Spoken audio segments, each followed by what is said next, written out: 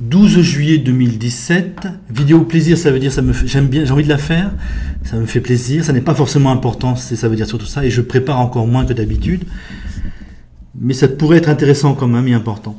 Donc il vient de se passer quelque chose d'assez intéressant. Des identitaires européens ont affrété un bateau pour essayer de ralentir ou de gêner un petit peu l'arrivée d'Africains en Europe. Donc c'est très révélateur de beaucoup de choses, il me semble. Donc je crois que c'est quand même très important. C'est encore une fois un pas en avant vers ce que nous devons faire en fait. Commencer à rejeter, à mater les Africains qui viennent vivre chez nous. Vous avez pas mal de leçons à tirer de cette expérience. Première chose, la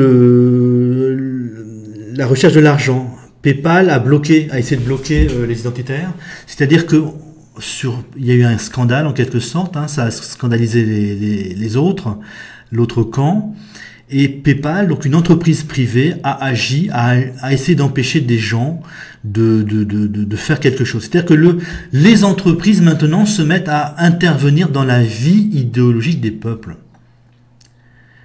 Ça veut dire que demain, je ne sais pas si ça s'appelle encore la SNCF, empêchera des gens qui veulent aller manifester quelque part d'y aller parce que ça dérange soit les dirigeants de l'entreprise, soit le gouvernement. Il faut s'attendre à un monde comme celui-là, dans lequel les entreprises vont commencer à agir contre les Français qui les dérangent. Soit qui les dérangent, donc soit qui dérangent le camp au pouvoir. C'est une sacrée leçon, je trouve. Vous avez aussi la leçon de l'action. Les identitaires font européen, donc il y a une unité européenne. Alors c'est bien pour les identitaires, ça leur fait plaisir, et c'est bien pour notre camp pour mon camp patriote jacobin. Déjà c'est bien de montrer que des Européens en ont marre de l'immigration folle. Ensuite, nous pourrons dire aux gauchistes, vous voyez bien qu'il y a des Européens racistes et qu'on peut très très bien avoir une Europe raciste demain. Donc là, les identitaires agissent, ils agissent de façon impressionnante, ils agissent de façon dans une Union européenne, dans l'Union des Européens. Ils agissent plus que d'habitude encore. C'est une montée en puissance de la réaction à cette politique folle d'immigration gigantesque. Et ça ne cessera de progresser. Le rejet vis-à-vis de cette immigration folle ne cessera de progresser. Donc dans 3 ans, on aura peut-être 10 bateaux, par exemple, si c'est un petit peu efficace, ou si c'est efficace sur le plan médiatique. On va aussi avoir quelque chose d'assez rigolo, c'est que c'est probablement un navire de guerre français ou italien qui va arraisonner non pas les bateaux remplis d'Africains qui arrivent sur le sol européen, mais un bateau donc de la marine nationale italienne ou française, un bateau de guerre, qui va arraisonner le navire affrété par les identitaires. C'est vraiment symbolique, quoi. La marine nationale va mettre la pression sur des Européens en laissant passer des Africains dont le comportement jusqu'à présent était plutôt choquant. Donc voilà un beau symbole, quoi. Les vieux Européens, les Européens riches qui sont occupés à tuer leur jeunesse finalement, hein, et qui vont l'empêcher en plus, parce que je pense que les identitaires sont des jeunes, qui vont empêcher cette jeunesse de lutter contre cette immigration massive qui va leur poser d'immenses problèmes dans l'avenir. Donc vous avez autre chose encore, il faut bien comprendre, cette immigration massive est tout à fait normale. C'est la Commission européenne le veut. Or, la Commission européenne nous dirige, en gros, hein, prend énormément de décisions. Derrière la Commission européenne, vous avez soit l'Allemagne, soit les États-Unis. Il est probable que c'est l'Allemagne qui veut cette immigration massive, qui ne lui coûte rien. L'Allemagne n'a pas à payer les frais d'arrivée des immigrés, par exemple. Si ces immigrés vont d'abord s'installer en France pendant 20 ans, eh bien, leurs enfants vont vont normalement être très adaptés à l'Europe et pourront aller travailler en Allemagne plus tard. Donc on a des immigrés qui arrivent tout à fait, je ne sais pas si on peut dire légalement. L'Union européenne le veut. Et nous sommes tenus d'obéir à l'Union européenne, donc c'est normal ce qui se passe. Ce qui est étonnant, si vous voulez, c'est qu'ils arrivent sans être enregistrés. Je crois que c'est ça le symbole aussi. Ils arrivent de façon un peu sauvage. Ils ne sont pas enregistrés, on ne sait pas qui ils sont.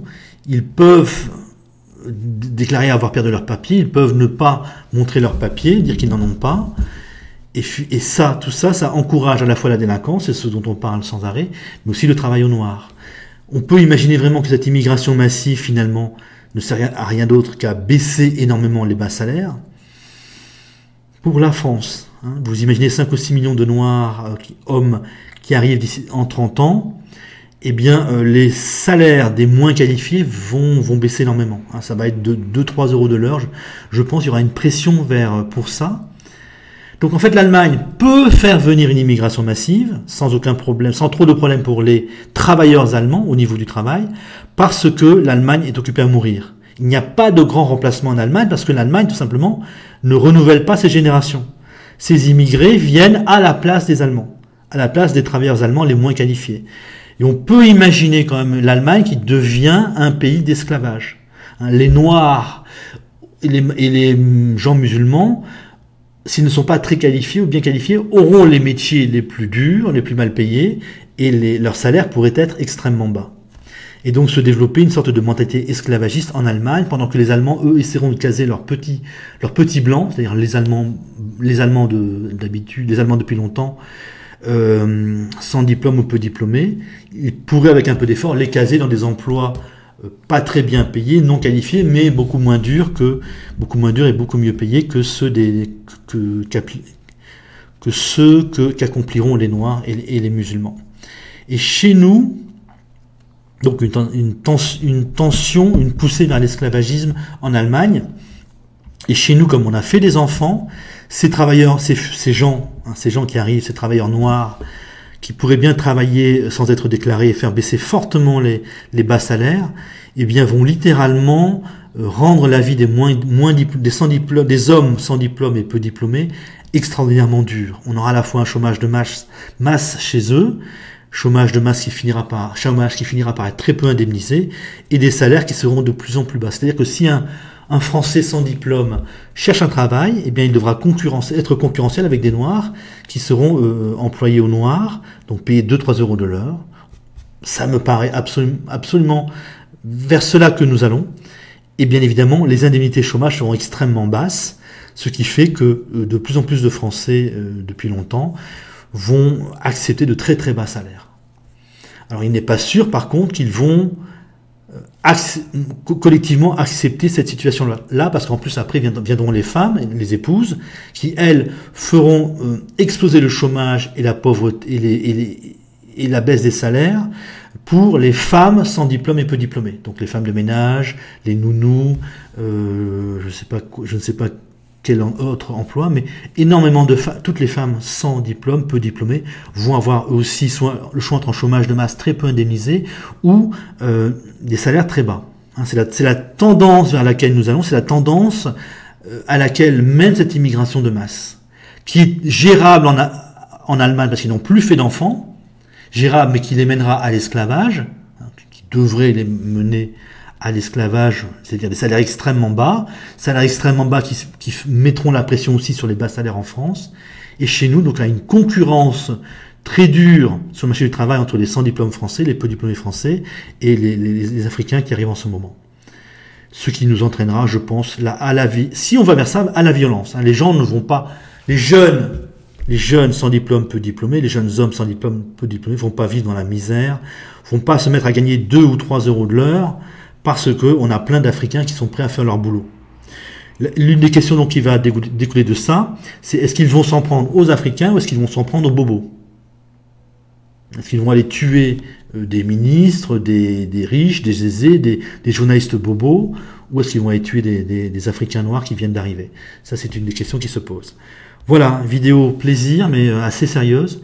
Donc cette immigration, c'est une baisse des salaires pour les moins diplômés. C'est une sorte de mise en esclavage d'une partie de la population française. Salut!